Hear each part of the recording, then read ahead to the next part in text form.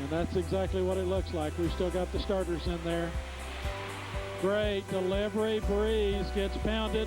I met Drew when he was in high school. I was giving a speech in Austin, Texas at a football foundation. He was a high school. I met him, and I was curious if he was so good, why he was going to Purdue instead of Texas or Texas A&M, whatever. And I guess he'd had an injury or something like that.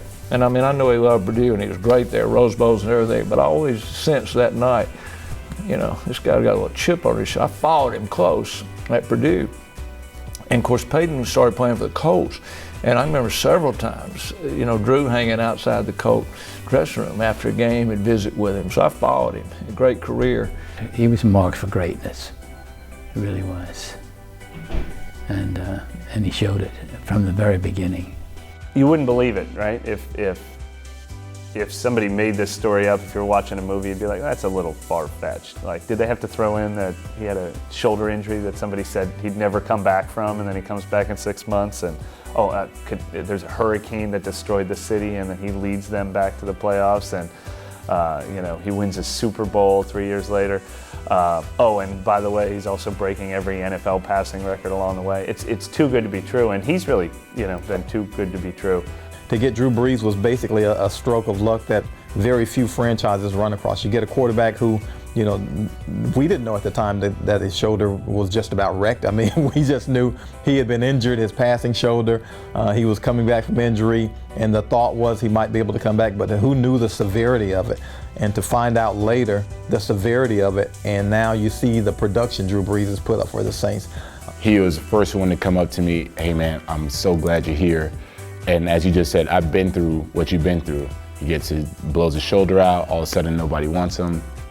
He comes here. I blow my knee out, all of a sudden nobody wants me, I come here.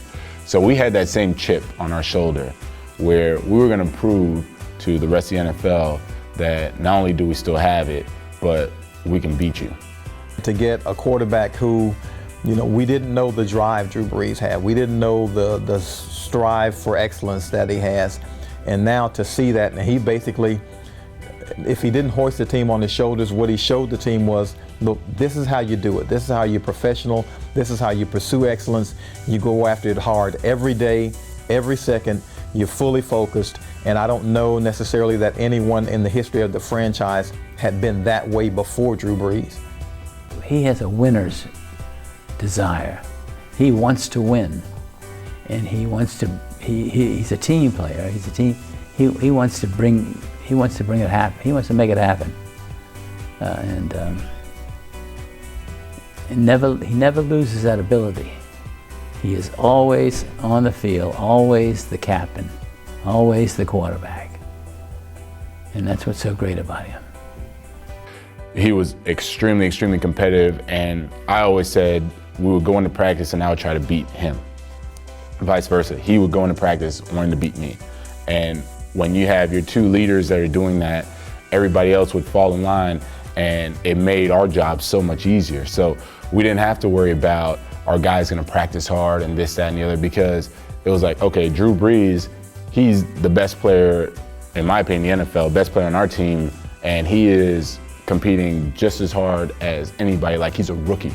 If we're talking just football, guy who makes the decisions he makes on the field, the vision he has on the field. I love talking to Drew Brees when he gets all animated and excited and talks about what he's seeing on the field. You know, he's 6 feet tall, obviously that's a big part of his story. And he talks about the passing lanes that he throws through. And receivers have talked about how he's in practice sometimes closed his eyes and thrown it right to him. It's just, it's amazing to watch the way he's mastered that position, especially for a guy who didn't have all the natural gifts and traits to start with. I don't know if you can say one thing about Drew, because he's got all the qualities that make a great quarterback. Ultra competitive, all the things. Hard worker, prepares, very accurate with the football, in total control of everything going on with his offense. Just a great leader. He's a great quarterback. We're mighty lucky to have him in New Orleans.